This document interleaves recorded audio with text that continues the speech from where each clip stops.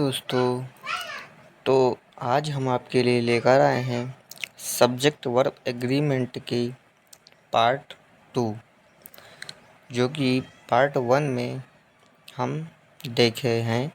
तो वही आगे पार्ट 2 में भी समझने की कोशिश करते हैं। तो चलिए स्टार्ट करते हैं आज की क्लास। जैसा कि आप देख रहे हैं, रूल नंबर 7 तक पार्ट 1 में हो गया था। तो रूल नंबर 8 देखते हैं।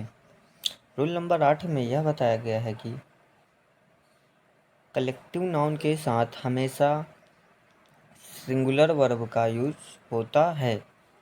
फॉर एग्जांपल्स जैसे कि टीम हो गया, कमेटी हो गया, हेड हो गया, जूरी हो गया। ये मतलब जो एक साथ मिल के बने टीम, वैसे जैसे कलेक्टिव नाउन कहते हैं। तो आगे देखते हैं। आगे अगर मतभेद की बात की जाए तो मतलब डिवाइडेशन की बात की जाए, प्रत्येक व्यक्ति की बात की जाए, तो वहाँ प्लूरल वर्ब का यूज करेंगे। फॉर एग्जांपल्स जैसे the jury are divided in their opinion.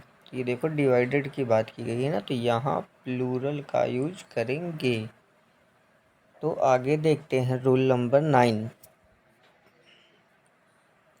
Rule number 9 में प्लूरल के साथ प्लूरल वर्ब यूज करेंगे। फॉर एग्जांपल जैसे कि 100 boys are in my class. तो बॉयज़ है तो यह प्लूरल है और इसके साथ प्लूरल वर्ब भी यूज किया गया है। आगे देखते हैं नोट। नोट में यह बताया गया है कि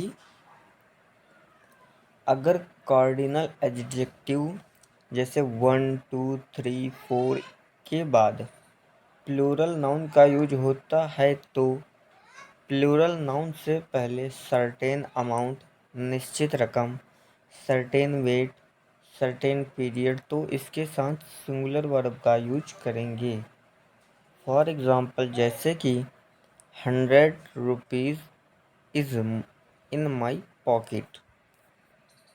आगे देखते हैं। आगे रूल नंबर 10 देखते हैं। तो रूल नंबर 10 में अगर रिलेटिव प्रोनाउन जैसे हु, व्हिच, व्हाट, तो यह रिलेटिव प्रोनाउन होते हैं। तो इनके साथ वर्ब उस सब्जेक्ट के अनुसार होना चाहिए जो उस रिलेटिव प्रोनाउन का एंटीसेंट हो। फॉर एग्जांपल जैसे कि she is one of the noblest women that have ever lived on this earth. तो इसका देखिए, जैसे वो मेन है तो वो मेन मतलब प्लूरल है, तो प्लूरल की अकॉर्डिंग यहाँ हैव का यूज किया गया है। और जो दैट, जैसे दैट है, हु, व्हिच, व्हाट होता, तो उसके जो पहले सब्जेक्ट आएगा उसी के अकॉर्डिंग ही हम वर्ब यूज करते हैं। आगे देखते हैं रूल नंबर 11। रूल नंबर 11 में जैसे each, every, everyone, someone, somebody, nobody, non, one, any, many के साथ सिंगुलर वर्ब का यूज करें व सिंगुलर नाउन, सिंगुलर प्रोनाउन का यूज करें। फॉर एग्जांपल जैसे कि ईच स्टूडेंट हैज़ कम। आगे देखते हैं रूल नंबर 12। तो रूल नंबर 12 में अगर ईच, एवरी वन के बाद ऑफ का प्रयोग करें तो उसके बाद का नाउन प्रोनाउन प्लूरल होगा, लेकिन उसके बाद का वर्ब एडजेक्टिव सिंगुलर होगा।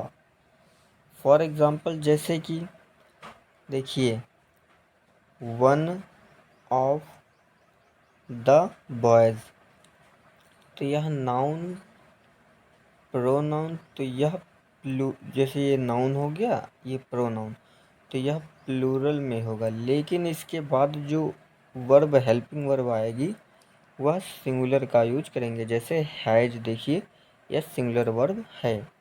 और एडजेक्टिव जैसे डन हिज, तो यह भी देखो सिंगुलर है, तो done his work.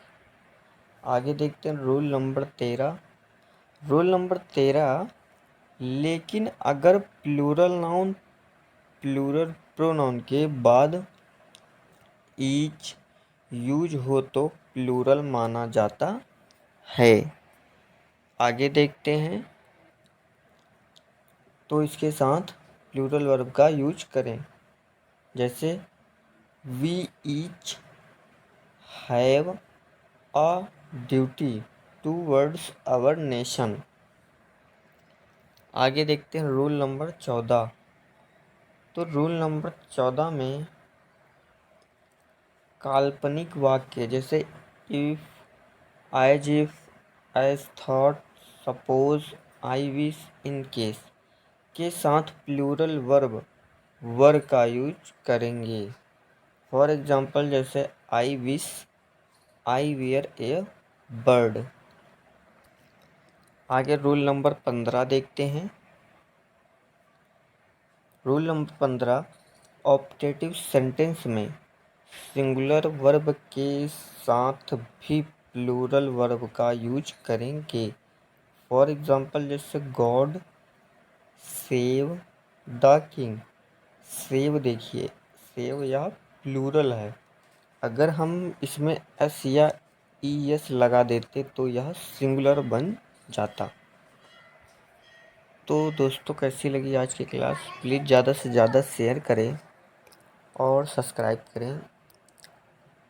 Thanks for watching YouTube channel fact of Rahul. Bye bye.